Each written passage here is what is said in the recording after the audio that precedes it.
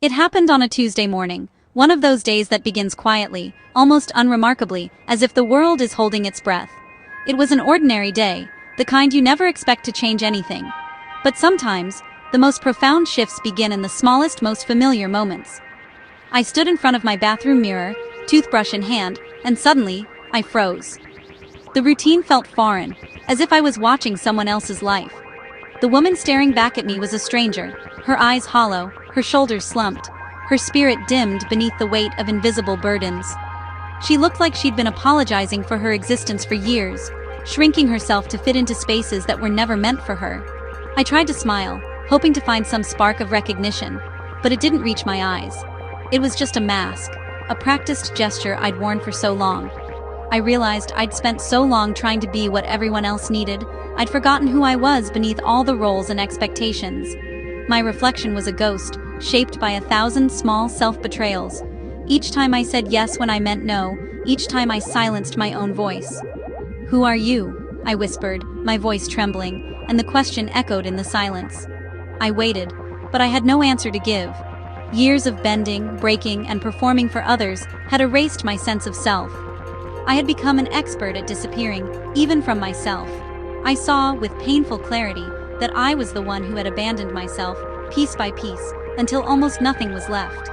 The stranger in the mirror was me, created by my own choices, my own silences, and the parts of myself I'd left behind. Losing my self-respect didn't happen overnight. It started with small things, laughing off hurtful jokes, swallowing my discomfort, prioritizing others over myself. Each time I silenced my needs, I chipped away at my boundaries. I became the go-to person for every favor, my yes automatic, my value tied to my usefulness. The more I gave, the more was taken, and I started to resent it. I internalized the disrespect, criticizing myself harshly, ignoring my own needs. I became my own worst enemy, treating myself with less kindness than I gave to others. The disrespect I accepted from others mirrored the disrespect I showed myself. The exhaustion was more than physical, it was soul-deep. Every yes that should have been a no weighed me down. My life was packed with obligations, but empty of meaning. Resentment simmered beneath the surface, and I snapped at those I loved. I resented others, but mostly, I resented myself for not saying no. The people-pleaser in me feared rejection, but a quieter voice began to ask, "What about you?" The more exhausted I became, the louder that voice grew. I realized the approval I chased was always out of reach. I was running a marathon with no finish line, and finally, I hit a wall. The exhaustion forced me to stop and listen. The turning point came quietly, sitting alone in my car, the world outside humming with life, while I felt completely still inside. It was after yet another unwanted commitment, another night spent pleasing others while ignoring my own needs. The voice of fear warned me, "If you change, you'll be alone." It whispered that I'd lose everyone if I dared to put myself first.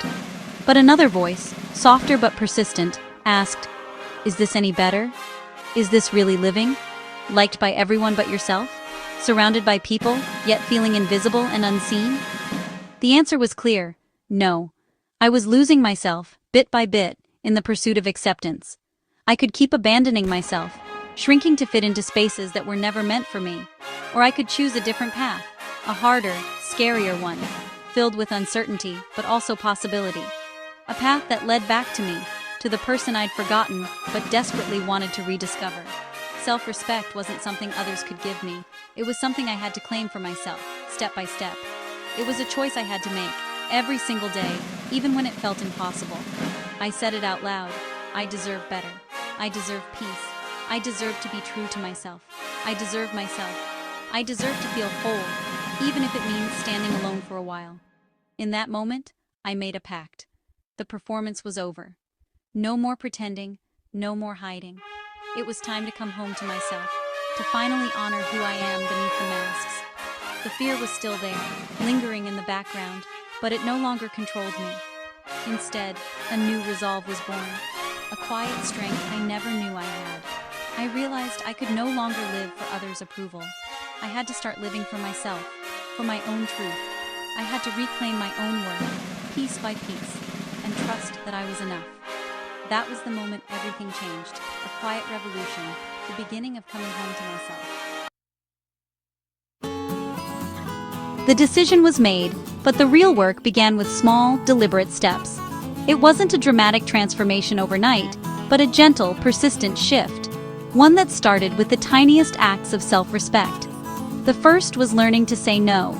It felt awkward at first, as if I was letting people down. But I realized that saying no was actually saying yes to myself. My heart pounded the first time I declined an extra project at work. But the world didn't end. In fact, I felt a small surge of relief, a quiet pride that I had honored my own limits. I started setting boundaries, turning off work emails after 6, carving out time for myself, telling friends I couldn't always be their therapist. These choices felt radical, even rebellious, but they were necessary. Each boundary was a brick in the foundation of my self-worth.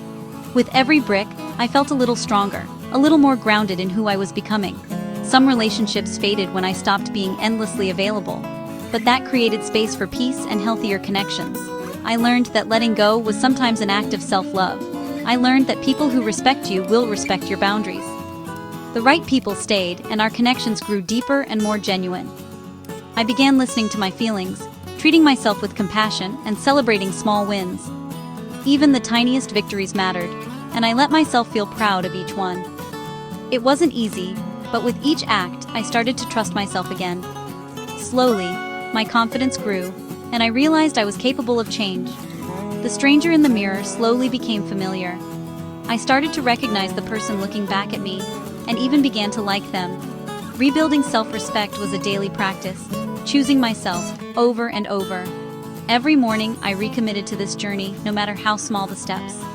I was finally coming home, to myself, to a place of acceptance and hope, where I could truly begin again.